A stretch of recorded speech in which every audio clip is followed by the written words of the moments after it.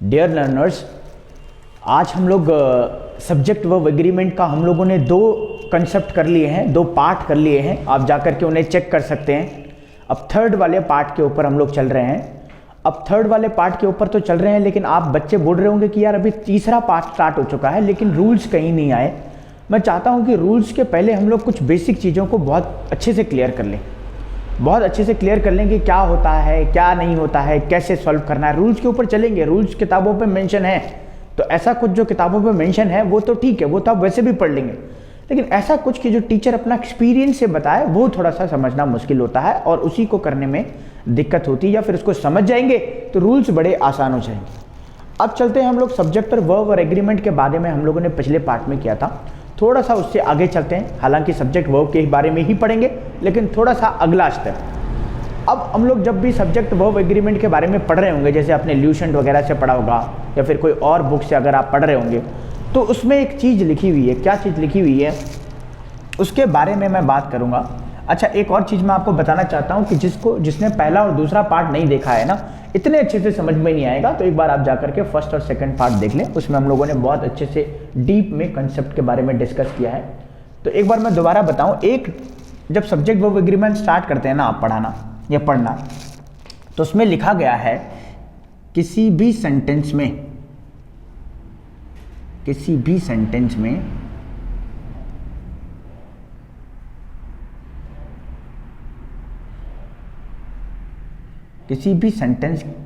Sentence का जो subject है, किसी भी सेंटेंस का जो सब्जेक्ट है वो नंबर और पर्सन के साथ वर्ब का एग्रीमेंट होना चाहिए।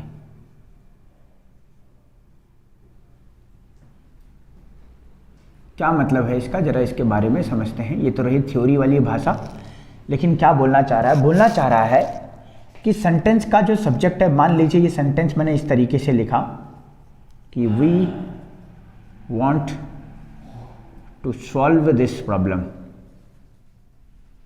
We want to solve this problem. मान लीजिए ये सेंटेंस है, ये सेंटेंस है हमारा। अच्छा, ये वी हमारा प्रोनाउन है जिसे हम लोग सब्जेक्ट कहेंगे। इस वी के लिए जो है ये वर्ब आई, ये वी है वॉन्ट, ये प्लूरल होता है, इसीलिए हम लोगों ने जो वर्ब ली है वो भी प्लूरल वर्ब ली है। अच्छा, टू सॉल्व हमारा इन्फिनेटिव फॉर्म है और ये दिस प्रॉब्लम हमारा ऑब्जेक्ट हो गया। ये क्या कहना चाह रहा है? बोल रहा सेंटेंस का जो सब्जेक्ट होगा ना, अब सेंटेंस का सब्जेक्ट कौन सा है? ये वाला वी। ये जो सब्जेक्ट होगा ये नंबर और पर्सन के साथ वर्ब के एग्री करेगा। नंबर और पर्सन का मतलब क्या हुआ? मान लीजिए यहां पे मैंने लिखा बॉयज आर इंडस्ट्रियस। अब मैंने बोला दीज बॉयज आर इंडस्ट्रियस। अब ये जो बॉयज है ना, ये बॉयज का नंबर क्या है? ये बॉयज सिंगुलर है या प्लूरल है? अगर प्लूरल कैसे पता चलेगा? सिंगुलर का मतलब होता है that which has single identity, या फिर that which is one in number, एक होगा नंबर में। और व्हाट अबाउट प्लूरल? प्लूरल का मतलब बहुवचन तो होता है, लेकिन हम लोग थोड़ा सा और अच्छे से समझें तो इसका मतलब हो जाएगा प्लूरल का मोर देन वन। अच्छा, मोर देन वन तो 2 भी होता है, मोर देन वन 3 भी होता है, और मोर देन वन 1.5 भी होता है। 1.5 को लेंगे तो ये भी मोर देन वन हुआ। लेकिन पर्सन के केस में 1.5, 1.2, 1.75 नहीं ले सकते, क्योंकि पर्सन या तो 1 होगा या तो 2 होंगे, 1 या 2 होंगे, लेकिन 1 से ज़्यादा 1.5 या 1.2 नहीं हो सकता। तो ये रूल ये कहना चाह रहा है कि कोई भी अगर हम लोगों ने सब्जेक्ट लिखा, कोई भी हमने सब्जेक्ट लिखा, तो उस सब्जेक्ट का ना, अगर मान लीजिए वो पर्सन है तो उस पर्सन के साथ मान लीजिए 1 है या 2 है। अगर 1 है तो सिंगुलर होगा, तो जो वर्ब है ना उसको भी सिंगुलर होना पड़ेगा 1। और दूसरा, अगर 1 से ज़्यादा हुआ तो इसका मतलब वो पर्सन प्लूरल में है, और अगर ये प्लूरल में है ना तो वर्ब भी हमें प्लूरल लगानी पड़ेगी 1। दूसरा, और क्या हो सकता है इसका मीनिंग? और इसका मीनिंग ये भी हो सकता है कि मान लीजिए कोई पर्सन है और उस पर्सन के आगे कोई नंबर आया हुआ है, 5 या 10, कुछ भी नंबर। अब ये जो वर्ब है ना, इस वर्ब का इस नंबर के साथ एग्रीमेंट होना चाहिए। मान लीजिए हम लोग 10 की बात कर रहे हैं तो 10 प्लूरल होता है, और प्लूरल होने की वजह से भी वर्ब को क्या होना पड़ेगा, प्लूरल होना पड़ेगा। तो ये एक सेंटेंस का ये पहला जो है इस चैप्टर का पहला रूल कह रहा है कि किसी भी सेंटेंस का जो सब्जेक्ट होगा ना वो नंबर और पर्सन के साथ वर्ब को एग्री करना चाहिए, नंबर और पर्सन के साथ, या तो पर्सन के साथ या नंबर के साथ। अब हम लोग चलते हैं कुछ एग्जाम्पल्स पे। आपको आता तो होगा ही, ये बहुत अच्छे से आता होगा, लेकिन हम लोग कुछ एग्जाम्पल देख लेते हैं, और एग्जाम्पल में हम लोग देखेंगे किस तरीके से हम लोगों को इसको सॉल्व करना है। तो सबसे पहले तो हमें ये समझना है कि मैंने पहले भी डिस्कस किया था कि ये जो सब्जेक्ट है ना, ये जैसा रहेगा ना, मान लीजिए अगर ये सिंगुलर रहेगा तो ये जो वर्ब है ना इसको भी सिंगुलर होना पड़ेगा। एक बच्चा जरा पेन लिखे ना। दूसरा, अगर सब्जेक्ट प्लूरल है तो वर्ब को भी प्लूरल होना पड़ेगा। वर्ब को क्या होना पड़ेगा, प्लूरल होना पड़ेगा। ये हमें ध्यान में रखना है। अब ये वर्ब कौन सी, ये वर्ब हमारे पास दो तरह की हो सकती हैं। एक तो हो सकता है हेल्पिंग वर्ब और दूसरा हो सकता है मेन वर्ब। ये भी हमारे पास हेल्पिंग वर्ब या फिर मेन वर्ब। एक मॉडल का केस भी आता है, वो हम लोग बाद में समझेंगे। अच्छा, मैं बेसिक सी चीज़ों को लेकर के चल रहा हूँ, बहुत एडवांस लेवल पे नहीं चल रहे हैं। अभी हम लोग थोड़ा सा लेवल धीरे धीरे करके बनाएंगे, तो अभी बेसिक लेवल पे चल रहे हैं। तो चलिए चलते हैं इस वाले पे। तो ये क्या कह रहा है, सब्जेक्ट सिंगुलर तो वर्ब सिंगुलर। अच्छा, सब्जेक्ट क्या क्या होता है, मैंने आपको कहा है सब्जेक्ट क्या क्या होता है। सब्जेक्ट होता है हमारे पास होगा या तो होगा नाउन और या होगा प्रोनाउन। यहाँ पे भी सब्जेक्ट या तो नाउन, अब या प्रोनाउन। अब इन नाउन प्रोनाउन के अकॉर्डिंग हमारी वर्ब होगी, और ये भी डिपेंड करता है कि ये नाउन सिंगुलर है या प्लूरल, और ये प्रोनाउन सिंगुलर है या प्लूरल, उस हिसाब से वर्ब आएगी। चलिए, ये समझ में आ गया हो तो मैं एक सेंटेंस लिखता हूं। मैंने लिखा, they are oblique is going to visit Australia, या गोइंग टू विजिट, मान लीजिए मैंने लिखा पाकिस्तान, ऑस्ट्रेलिया, कुछ भी आप लिखें। तो अब आए हैं इस सवाल पे। अब हम लोग ये भी देखेंगे कि ये गोइंग की जगह पे कुछ और आ सकता था, टू की जगह पे क्या कुछ और आ सकता था, विजिट सही है नहीं है, पाकिस्तान सही है नहीं है, जो भी होगा अभी। लेकिन हम लोग इस चैप्टर में समझ रहे हैं सब्जेक्ट और वर्ब के बारे में। इस चैप्टर में, इस पूरे चैप्टर में हम लोग इन दोनों के बारे में समझेंगे। अब मैंने देखा जी ये दे आ रखा है, और ये दे प्रोनाउन होता है, और दे प्रोनाउन होगा, और ये कैसा प्रोनाउन है, प्लूरल प्रोनाउन है।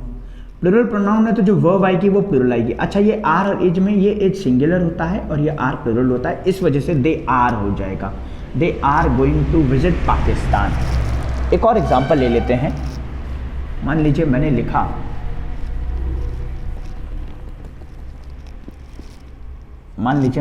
ही don't know anything, he don't know anything. मान लीजिए मैंने लिखा ही डोंट नो एनीथिंग। अब देखो, एक गाना भी आपने शायद सुना होगा, सी डोंट नो, बहुत फेमस गाना है सी डोंट नो, इसको भी आपने सुना होगा। अब हमें देखना है कि क्या सही होगा। सर थोड़ा और देखना, कोई दूसरा पेन, सारे पेन, कोई नया पेन दे दो, ये पुराने हैं शायद। अब देखना, ही डोंट नो एनीथिंग और सी डोंट नो। अब हमने सी डोंट नो सुना है, और हमने सुना है कि सी डोंट नो होता है या सी डोंट नो बोलते हैं, तो ये सही है, और ही डोंट नो भी सही है। लेकिन अब एनीथिंग के बारे में हम लोग डिस्कस नहीं करेंगे। नो हमारी वर्ब हो गई जो मेन वर्ब है, ये नो हमारी मेन वर्ब है, और मेन वर्ब जब विदाउट एस और ई एस आती है तो इसको प्लूरल कंसिडर करते हैं। मेन वर्ब जब विदाउट एस और ई एस आती है तो प्लूरल कंसिडर करते हैं। What about this? This is also the part of verb, or we call this helping verb. ये क्या है, ये भी helping verb है। ये क्या है, ही, ये ही हमारा प्रोनाउन है जी। कैसे पता प्रोनाउन है, प्रोनाउन का मैंने एक ओवरव्यू दिया है, जा करके उस पर देख सकते हैं। और वैसे भी जो नाउन की जगह पे यूज़ होते हैं उनको प्रोनाउन कहते हैं। ये दोनों प्रोनाउन हो गए। अच्छा, नाउन और प्रोनाउन सब्जेक्ट बनते हैं तो ये सब्जेक्ट होगा, ये भी सब्जेक्ट होगा। सब्जेक्ट होने के साथ साथ ये ही सिंगुलर है, और अगर ये सिंगुलर है तो ये डोंट नहीं आएगा, यहाँ पे आना पड़ेगा डजंट। और ये भी अगर सिंगुलर है तो मुझे डोंट की जगह पे लगाना पड़ेगा डजंट।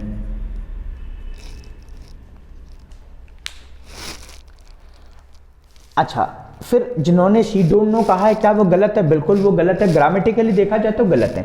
लेकिन अगर आप कम्युनिकेशन की भाषा में देख रहे हैं वो भी गलती है, लेकिन वो डिपेंड करता है कि आप किसके सामने बोल रहे हैं। अगर कोई ऐसा पर्सन जो इंग्लिश बिल्कुल नहीं जानता है तो हो सकता है वो आपको अप्रिशिएट करे, लेकिन कोई ऐसा पर्सन जो आपको बहुत अच्छे तरीके से जानता है या फिर इंग्लिश को बहुत अच्छे तरीके से जानता है, वो कभी आपको अप्रिशिएट नहीं करेगा। तो ये हम लोगों ने 2 क्वेश्चन देखे। कुछ और क्वेश्चंस लेते हैं, मैं कुछ और क्वेश्चंस लेता हूँ ताकि हम लोग बहुत अच्छे से करें इसको। ऐसा ना हो कि हमने पढ़ तो लिया है लेकिन समझ में नहीं आया। मान लीजिए मैंने एक सेंटेंस लिखा,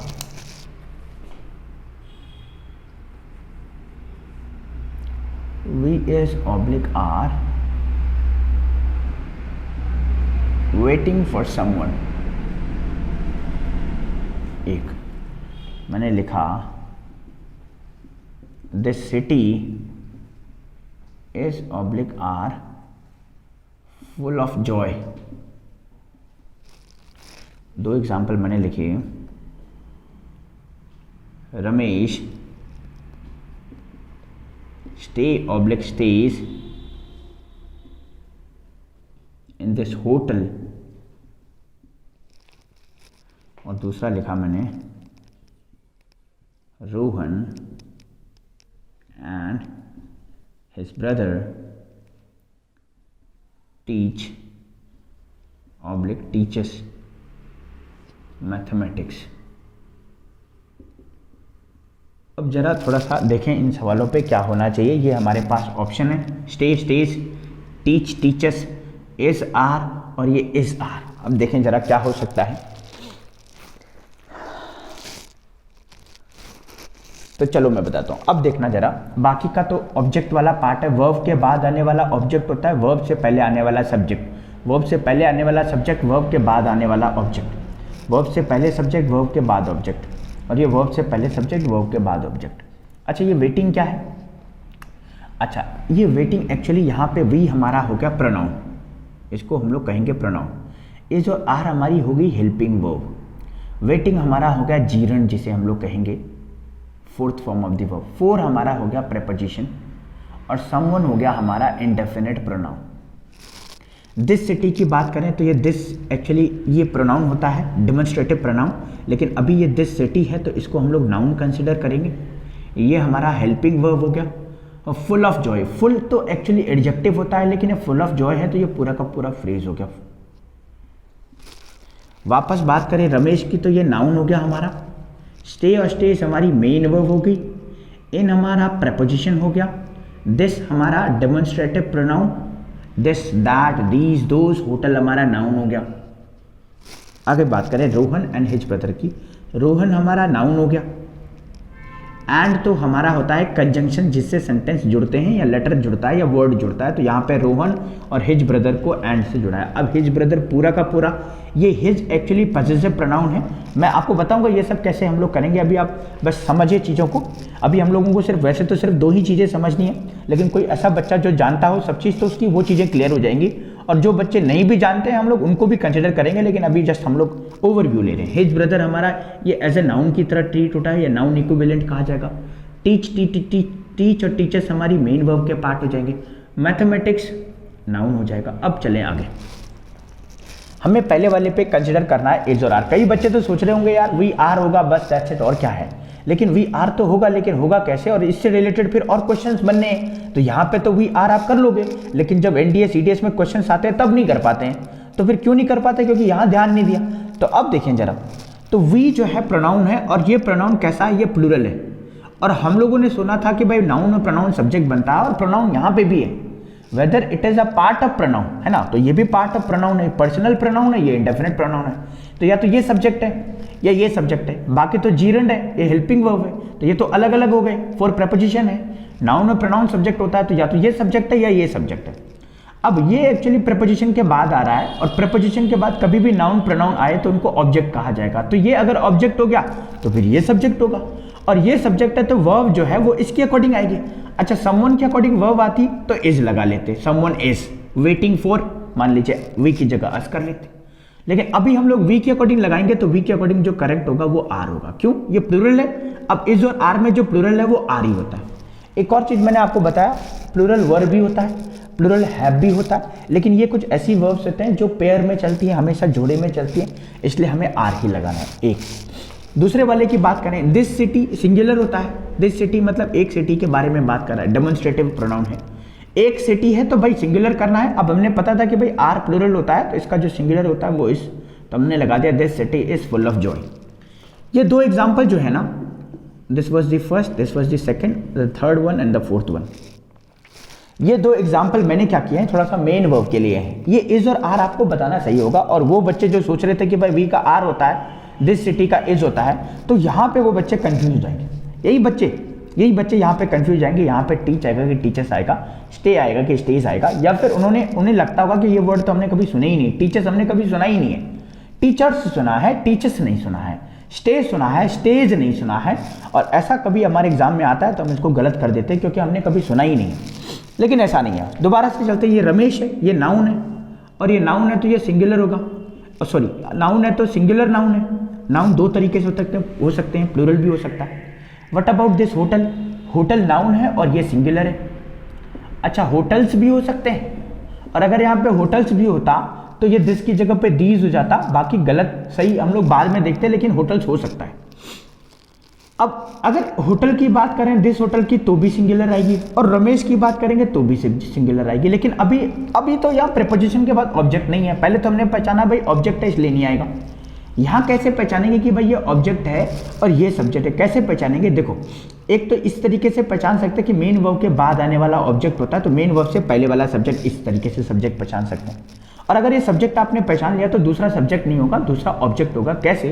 जिसका नाम रोहन है उसका नाम रोहन होगा, और जिसका नाम श्याम है उसका नाम श्याम होगा। रोहन श्याम नहीं हो सकता और श्याम रोहन नहीं हो सकता। तो अगर ये नाउन, अगर ये सब्जेक्ट है तो ये ऑब्जेक्ट नहीं हो सकता, वो कोई और है। तो ये सिंगुलर है तो हम लोगों ने भाई सिंगुलर करने के लिए मेन वर्ब के साथ एस और ई एस लगा दिया, ये स्टेज। और रोहन एंड हिज ब्रदर, अब एक तो हमने मान लीजिए रोहन और एक उसका ब्रदर एक। अच्छा, ब्रदर्स कर लेते तो भाई दो हो जाते, दो और एक तीन। दो मतलब ये नंबर एक से ज़्यादा होता, कितने हैं नहीं पता, लेकिन एक से ज़्यादा होता। अगर एक से ज़्यादा है तो प्लूरल है। अभी तो दो एंड के साथ कनेक्ट हैं तो हम लोग टीच लगा देंगे। ये अपोजिट वाले हैं, ये सिंगुलर करना था तो स्टेज कर दिया, प्लूरल करना था तो टीच कर लिया, विदाउट एस और ई एस कर लिया। अब ये आपने थोड़ा सा समझे हो, और मुझे डेफिनेटली ऐसा लगता है कि इन दोनों में आपको कन्फ्यूजन होगा, और इन दोनों को कन्फ्यूजन को, इसको आप बड़ी आसानी से सरल कर लिया होगा आपने, और इन दोनों में कन्फ्यूजन होगा। और इन दोनों में कन्फ्यूजन क्यों है? क्योंकि इन दोनों को आपने अच्छे से नहीं देखा। अब मैं क्या करता हूँ, इसको समझाता हूँ और अच्छे तरीके से कैसे हो सकता है। इसको समझने के लिए आपको एक कॉन्सेप्ट याद रखना पड़ेगा। वो कॉन्सेप्ट आपको मैं भी याद दिलाता रहूँगा बार बार, और आपको भी याद रखना है। कौन सा कॉन्सेप्ट है उसके बारे में चलते हैं। कोई भी नाउन जब एस और ई एस के साथ आता है तो we can consider that word a plural noun. और कोई भी वर्ब अगर एस और ई एस के साथ आती है, एस और ई एस मतलब which ever is suitable for that particular word, S और ई एस के साथ आती है तो उसको हम लोग सिंगुलर वर्ब कंसिडर करेंगे। अब ये देखना, ये अपोजिट हो गए, ये प्लूरल था, ये सिंगुलर हो गया। अच्छा, ये प्लूरल था तो ये भी प्लूरल होना चाहिए था, नहीं, लेकिन ये प्लूरल था तो ये सिंगुलर हो गया। और यहाँ पे एस और एस दोनों के साथ लगता है, बस ये नाउन और वर्ब अलग अलग है। अच्छा, वर्ब भी हमारे पास दो तरह की है, एक हेल्पिंग वर्ब और एक मेन वर्ब। तो हम किस वर्ब की बात कर रहे हैं? हम लोग बात कर रहे हैं मेन वर्ब की। क्यों? ये हेल्पिंग वर्ब की जो सिंगुलर प्लूरल फॉर्म होती है वो तो फिक्स होती हैं, लेकिन मेन वर्ब का क्या होता है? अगर मान लीजिए मैंने बात करा स्टे का, तो एस और ई एस लगाएंगे तो स्टेज हो जाएगा, और एस और ई एस लगाएंगे और ये वर्ब है तो वर्ब के साथ एस और ई एस लगा करके सिंगुलर बन जाता है। और ये रहा हमारा वर्ब, ये बिना एस और ई एस के साथ है, तो बिना एस और ई एस के साथ अगर हटा देंगे तो ये सिंगुलर की जगह प्लूरल आ जाएगा। तो ये हमें थोड़ा सा ध्यान रखना है। क्या? अगर नाउन के साथ एस और ई एस लगाएंगे तो ये बन जाएगा सिंगुलर नाउन, और वर्ब के साथ एस और ई एस लगाएंगे तो ये बन जाएगा सिंगुलर वर्ब। तो इतना हमें ध्यान में रखना है। एक और एग्जाम्पल, मैंने दो एग्जाम्पल और ले लेते हैं जिससे आपको और अच्छे से समझ में आ जाए। मैंने लिखा mobile work oblique works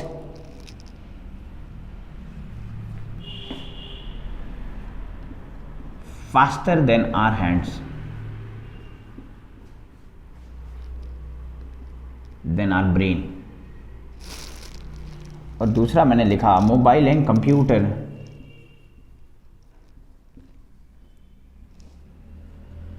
work oblique works faster than our brain. अब ये बाकी का तो आप मीनिंग छोड़ दीजिए, बस आप इनको फोकस करिए। वर्क और वर्क्स में क्या आएगा, एक वर्क और वर्क्स में क्या आएगा, एक, और इससे पहले जो है उस पर डिपेंड करेगा, सब्जेक्ट पे डिपेंड करेगा। ये हमारी वर्ब है। अच्छा, हेल्पिंग वर्ब का एग्जांपल नहीं लिया है, वो इजी है हमारे लिए मेन वर्ब का। अब देखो मोबाइल एक अकेला है, एक अकेला है तो हमें सिंगुलर चाहिए, और सिंगुलर वर्ब के लिए हमें एस और एस चाहिए, तो एस और एस ये रहा वर्क्स। और यहाँ पे मोबाइल के साथ साथ कंप्यूटर हो गया, मोबाइल एंड कंप्यूटर। अब हो गए दो। अब दो जब हो गए, एक से ज़्यादा हो गए, तो प्लूरल करने के लिए जब एस सिंगुलर करने के लिए हम एस और एस लगाते थे ना, तो प्लूरल करने के लिए हमें क्या करना पड़ेगा, हटाना पड़ेगा। तो हटाना पड़ेगा, तो वर्क्स ना कर करके हम लोग कर देंगे वर्क। तो प्रोनाउंसिएशन कैसे होगा, mobile works faster than our brain, और इसका क्या होगा, mobile and computer work faster than our brain. तो ये हम लोगों ने थोड़ा सा कॉन्सेप्ट समझा। आई होप कि आप लोगों को ठीक ठाक लगा होगा। ये आपने कई बार पढ़ा भी होगा, बहुत अच्छे से पढ़ा होगा, बस थोड़ा सा एक बार और अच्छे से हमें पढ़ना है और इसी तरीके से हमें आगे चलना है। अब हम नेक्स्ट पार्ट में क्या करेंगे, रूल स्टार्ट करेंगे। अभी ये बेसिक तो हमने काफ़ी सीख लिया, अब रूल स्टार्ट करना है। तो फर्स्ट रूल क्या कहता है, सेकंड रूल क्या कहता है, थर्ड रूल क्या कहता है, और ये याद में रखना है कि नाउन और वर्ब को कैसे सिंगुलर प्लूरल बनाते हैं। तो चलिए आज की क्लास यहीं पे रखते हैं। नेक्स्ट पार्ट में हम लोग मिलेंगे, फर्स्ट रूल से स्टार्ट करेंगे सब्जेक्ट वर्ब एग्रीमेंट के। और अगर आपने देखा नहीं है पहले की 2 वीडियो, वो भी चेक कर सकते हैं, उनमें आपको कंसेप्ट नजर आएगा। तो आज के लिए इतना ही रखते हैं। Thank you so much.